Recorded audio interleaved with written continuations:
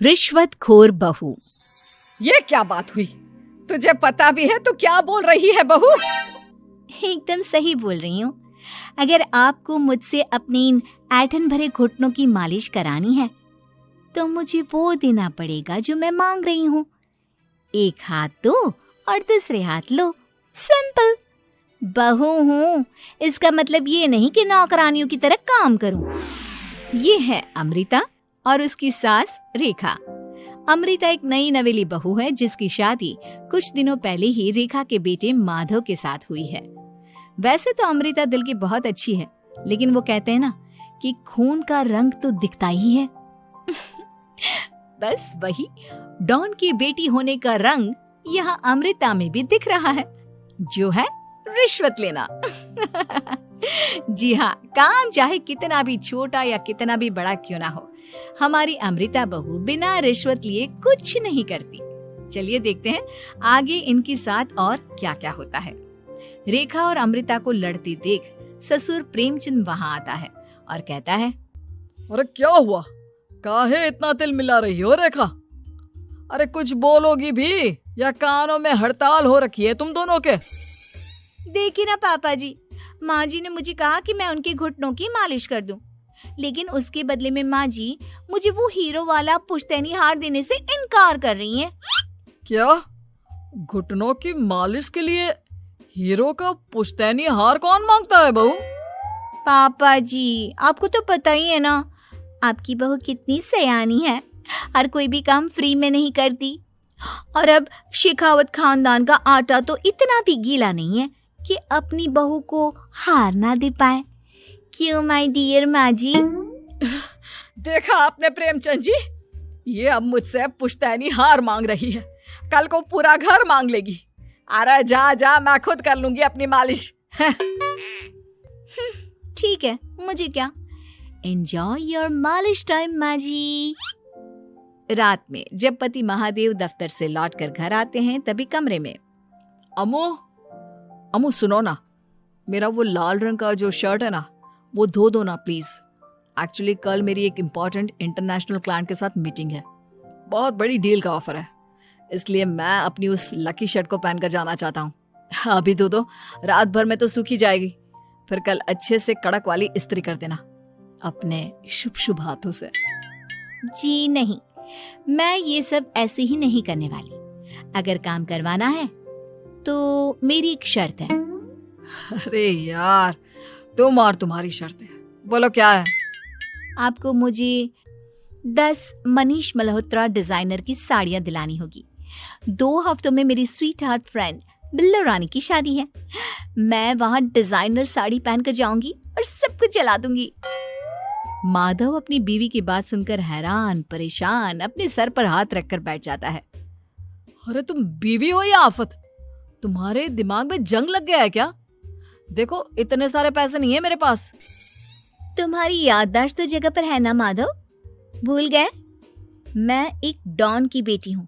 अगर तुमने मेरे कहे मुताबिक काम नहीं किया तो तुम्हारे लाल शर्ट को दूर ही रखो, मेरे पापा तुम्हें ही लाल कर डालेंगे। ठीक है, चलो अब ज्यादा मत डराओ, तुम्हें जो चाहेगा मिल जाएगा। अब ये डर और रिश्वत का सिलसिला यूं ही चलता रहता है और इसी तरह समय बीतता रहता है। एक सुबह सब नाश्ते के टेबल पर बैठे थे, जहां अमृता सबके सामने एक व्हाइट बोर्ड लाती है जिस पर दिन भर के सारे कामों के रेट लिखे हुए थे। अब ये क्या है? टीचर नहीं बनने का इरादा है क्या तेरा? अगर हाँ तो अफसोस, बेचारे बच्चे, उनका भविष्य तो अंधेरे में है। आप लोग बेकार की बातें बंद कीजिए और आंखें खोलकर ठीक से पढ़िए क्या लिखा है। ये आज के सारे कामों के रेट्स हैं। आलू पराठे, चाय, दाल, रोटी, चावल, सब्जी, हलवा, मिठाई, रसोई की सफाई, वॉशिंग मशीन में कपड़े धोना, ओखल में मसाले कूटना और माँ जी और पापा जी के अलमारी की सफाई करना। इन सब कामों की कुल मिला के जो रकम बनती है वो है ये 10,000 रुपए और माँ जी के लेटेस्ट लाए हुए सोने के झुमके भी। अमृता, तुम इंसान हो या हैवान? जरा तो दया करो हम पर। हे राम जी, उठा लो, अब ना देखा जाता ये सब। सच में पता नहीं कौन सा दिन था वो जब ये हमारे घर आई। महादेव, तेरे प्यार ने तो हमारा जीना दुश्वार कर दिया बेटा। दुनिया में बहुत रिश्वतखोर लोग देखे, लेकिन ऐसी रिश्वतखोर बहू पहली बार देख रहा हूँ जो अपने ही परिवार को लूटने में लगी है। बहू, तुझे पता है ना कि ऐसे रिश्वत मांगना गुनाह है। पापा जी, मैं कोई गुनाह नहीं कर रही हूँ। रिश्वत लेना बाहर की दुनिया में गुनाह है। मैं तो बस अपना हक मांगती हूँ। मेरी रिश्वत रिश्वत नहीं, मेरा शगुन है, नेक है। और वैसे भी मैं एक बहू हूँ, इसका मतलब ये नहीं कि मैं सब काम पूरी जिंदगी फ्री में करूँ, आपके चरणों को धोते बैठूं और 24 घंटे आपकी नॉन स्टॉप सेवा करती बैठूं। चलिए छोड़िए, नाश्ता और खाना चाहिए तो बोल दो जल्दी से, वरना मैं चली थिएटर। आज मेरे फेवरेट सलमान की पिक्चर रिलीज हुई है। इतना कहकर अमृता वहां से चली जाती है। इस बेवकूफ का जल्दी कुछ करना पड़ेगा। कुछ दिनों बाद घर में पूजा रखी थी और पूजा में 11 पंडितों का खाना बनाने के लिए कहा जाता है, वो भी नई बहू के हाथों से।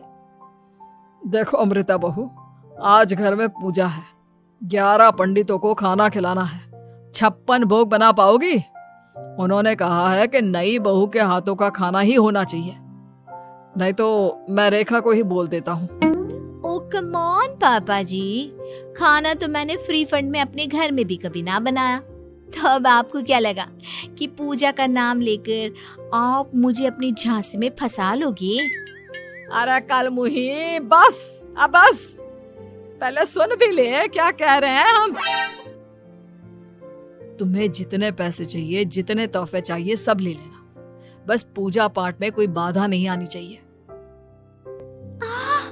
ओहो, ये हुई ना समझदारी वाली बात। ठीक है, अब आप लोग निश्चिंत रहिए, मैं ऐसा खाना बनाऊंगी कि उन 11 पंडितों की 11 पुश्तें भी मेरे खाने के स्वाद को याद रखेंगी। अमृता पंडितों के लिए खाना पकाती है और पूजा संपन्न होने के बाद उन्हें केले के पत्तों पर खाना परोसती भी है, जिस पर खाने का पहला निवाला खाते ही वो क्या भोजन है। हम इतनी जगहों पर जाते हैं, लेकिन इतना अच्छा स्वाद तो काफी मुश्किल से चखने मिलता है। रेखा जी, प्रेमचंद भाई साहब, आप लोग सच में भाग्यवान हो कि आपको इतनी सर्वगुण संपन्न बहू मिली है, जिसके हाथों में साक्षात माँ अन्नपूर्णा विराजती है। सर्वगुण संपन्न, सबको संपन्न कर देगी यह खूंखार औरत। कुंडली मार कर बैठ गई है मेरे बेचारे बेटे के जीवन में। एक मिनट, अरे ये बात मेरे इस बूढ़े दिमाग में पहले कैसे नहीं आई? इस अमृता की बच्ची को मैं अपने घर से बाहर कैसे निकालूं? इसका उपाय तो पंडित जी के पास जरूर रहेगा। रेखा अगले दिन पंडित जी के पास जाकर उन्हें अमृता के बारे में सब कुछ बता देती है, जिसे सुन पंडित जी भी परेशान हो जाते हैं। अरे, ऐसी बहू तो 7 जन्मों में भी किसी को नसीब ना हो भगवान। देखिए रेखा जी, आपकी रिश्वतखोर बहू और आपके बेटे की कुंडलियों को जोड़कर देखा है मैंने, लेकिन इसमें तो यही बता रहे हैं कि ये आपके जीवन से कभी नहीं जाने वाली। इसलिए उससे सुधारने के लिए जल्दी आप लोगों को ही कुछ करना होगा, नहीं तो एक दिन वो आप लोगों को कंगाल करके ही दम लेगी। नहीं, ऐसा हरगिज नहीं होगा। मैं कुछ करूंगी, हाथ पे हाथ धरे नहीं बैठूंगी मैं। वहीं घर पर अमृता को ये पता चल जाता है कि उसकी सास रेखा पंडित जी के पास उसकी और महादेव की कुंडलियां लेकर गई थी, और इस पर जब रेखा घर लौटती है तब वाह माँ जी वाह, बहुत ही ज्यादा सयानी निकली आप तो।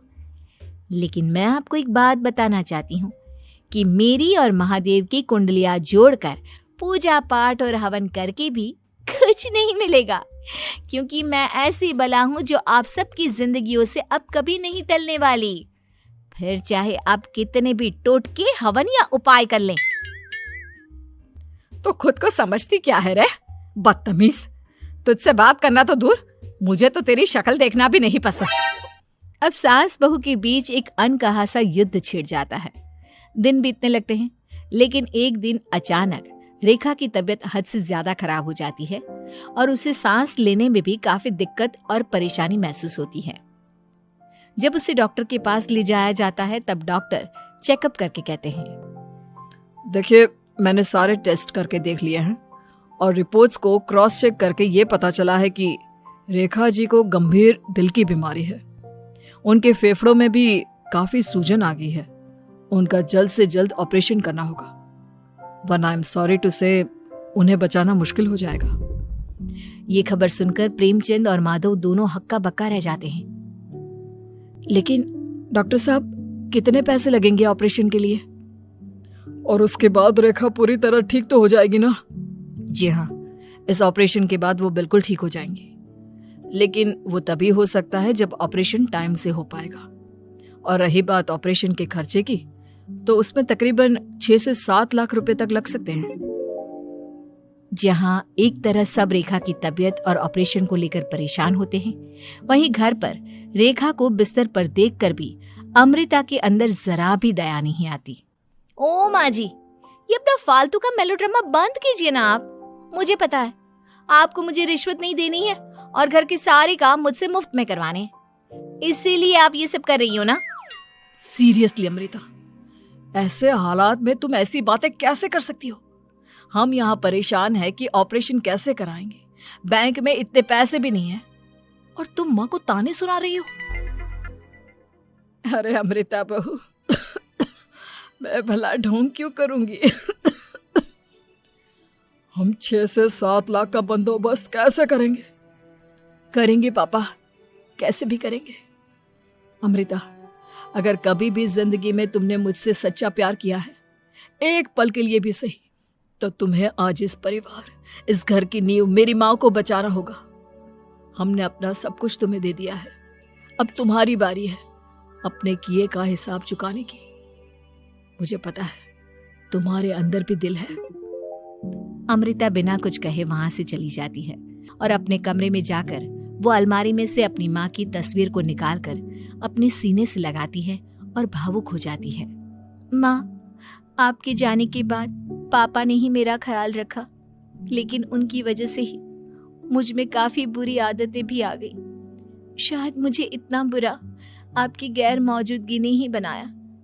मैंने कभी आपकी लोरी नहीं सुनी, आपकी गोद में नहीं सोई, आपके हाथों से अपने बालों की चंपी नहीं करवाई, क्योंकि वक्त से पहले ही आप मुझे यहाँ छोड़कर चली गई। लेकिन अब मैंने जितना भी इस घर से लिया है, उतना सूद समेत चुकाने की बारी आ गई है। अब मैं अपने रहते अपने प्यार को भी उसी दर्द से नहीं गुजरने दे सकती जो मैंने आपके नहीं होने से सहा है। अमृता तुरंत ही अपने सारे पैसे और गहने माधव को लौटा देती है और रेखा का ऑपरेशन किया जाता है। रेखा ठीक हो जाती है और जब घर आती है तब अमृता दरवाजे पर आरती की थाली लिए खड़ी होती है। वेलकम होम माँ जी, आई मिस्ड यू। पता है कितने दिनों से किसी के भी साथ लड़ाई नहीं की थी मैंने, और ना ही किसी से रिश्वत मिली मुझे। क्या?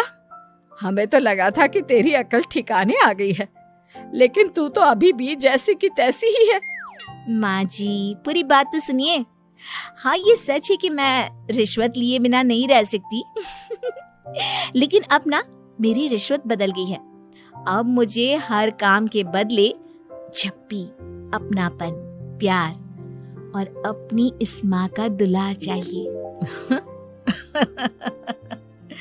ये सब तो हम तुझे भर भर के दे सकते हैं बेटा। पूरा घर एक साथ अमृता को जोर की झप्पी देता है और सब हंसते मुस्कुराते घर के अंदर चले जाते हैं।